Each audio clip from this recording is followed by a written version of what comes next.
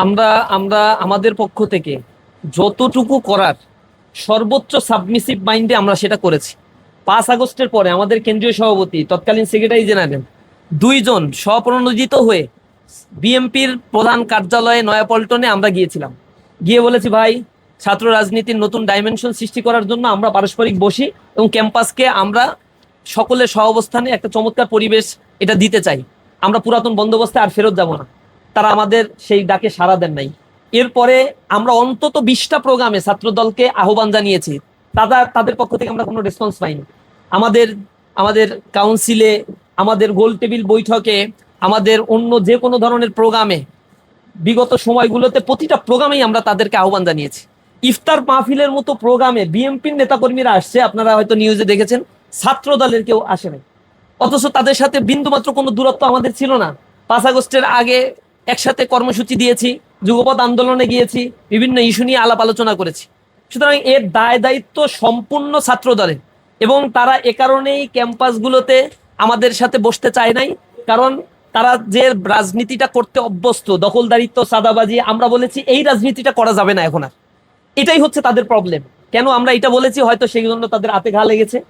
তারা তো এই রাজনীতি ছাড়া কিছুই বুঝে না। এখন পর্যন্ত আপনাদের কাছ থেকে এই অনুসন্ধানী রিপোর্ট যতগুলো পেয়েছি, টেম্পো স্ট্যান্ড দখল থেকে শুরু করে চাঁদাবাজি, ছিনতাই, হত্যা, ক্যাম্পাস দখল, মাদক নিয়ে গ্রেপ্তার হওয়া, সকল অপকর্মের সাথেই তো তারা এখন জড়িত হয়ে গিয়েছে। তাদের তো কার্যত 17 বছর ধরে ক্যাম্পাসে যেমন অবস্থান ছিল না, এরপরেও গঠনমূলক কোনো কার্যক্রম ছাত্রদের সামনে তারা নিয়ে আসতে পারেন। আমরা তাদের বারবার অনুরোধ জানিয়েছি, কার্যসূচি কার্যক্রম যদি না থাকে তাহলে আমাদেরকে বলেন, আমাদের অনেক কার্যসূচির মধ্যে থেকে কিছু আপনাদেরকে দেই, সবাই শান্তিপূর্ণভাবে ক্যাম্পাসে শিক্ষার্থী বান্ধব কার্যসূচি পরিচালনা করি। তারা সেই ডাকেও সাড়া দিবেন না। তারা হচ্ছে সন্ত্রাসের রাজত্ব করবেন, সন্ত্রাসের রাজনীতি করবেন, আগের মতো সেই অস্ত্রের মহড়াগুলো তারা দিবেন।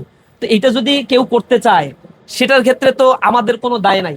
আমরা এখনো তাদেরকে আহ্বান জানাচ্ছি, আপনারা ওইখান থেকে ফেরত আসেন। কেন শিক্ষার্থীরা আপনাদেরকে পছন্দ করে না? এতগুলো ছাত্র সংসদে কেন আপনাদেরকে ভরাডুবি হতে হলো? কি কারণে শাহজালাল বিজ্ঞান প্রযুক্তি বিশ্ববিদ্যালয়ের ছাত্র সংসদ নির্বাচন আপনারা চাচ্ছেন না? এখনো পর্যন্ত আমরা এই জন্য আন্দোলন করছি, বিসির কাছে আবেদন করেছি, কোর্টকে ব্যবহার করে তারা এটা বন্ধ করেছে। বেগম রোকেয়া বিশ্ববিদ্যালয়ের ছাত্র সংসদ নির্বাচন তারা কেন চায় না? কারণ চায় না এখানেও তাদের ভরাডুবি হবে। কেন ভরাডুবি হয়? একটা ছাত্র সংগঠন কাজ করলে তাদেরকে মানুষ ম্যান্ডেট দিবে না কেন? কারণ তারা জানে আমরা যা করি এই রাজনীতি দুনিয়ার কেউ আসলে পছন্দ করে না। বর্তমান জেনারেশন তো পছন্দই করে না। এইগুলা বস্তা পচা রাজনীতিগুলো আজকে ছুঁড়ে ফেলে দিয়েছে। এখন এই রাজনীতি না করলে, তারা যে কারণে রাজনীতি করে, ওই রাজনীতি না করলে তাদের রাজনীতি কি কারণে করে? তারা তো দেশপ্রেম তাদের ভিতরে নাই। রাজনীতি করে পেট উদারপূর্তি করার জন্য, রাজনীতি করে তাদের অর্থনৈতিকভাবে স্বাবলম্বী হওয়ার জন্য।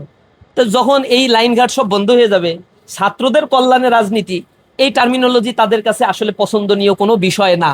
তারা বস্তুবাদী চিন্তা চেতনার জায়গা থেকেই রাজনৈতিক কার্যক্রম পরিচালনা করে। এই জায়গায় হয়তো তারা অনেক কিছু ভাবছে এবং ভাবার পরে দেখছে যে ছাত্র শিবিরের যে কার্যক্রম, তারা নিজ থেকে শতপ্রণোদিত হয়ে যেভাবে শিক্ষার্থী বান্ধব কার্যসূচি করে, এগুলোর সাথে তারা পেরে উঠবে না। এ কারণেই তারা আমাদের সাথে কল্যাণমুখী কাজে প্রতিযোগিতা না করে পেশি শক্তির ব্যবহারগুলো তারা শুরু করেছে। আমরা এটার ব্যাপারে তো বারবার তাদেরকে বলেছি এখান থেকে আমরা বের হয়ে আসি। শিক্ষার্থীরা আসলে এটা পছন্দ করছে না। তারা যদি বের হয়ে না আসে, এর দায়ী দায়িত্ব সরকারকে এবং যারা এই কাজগুলো করছে সম্পূর্ণ তাদেরকেই বহন করতে হবে।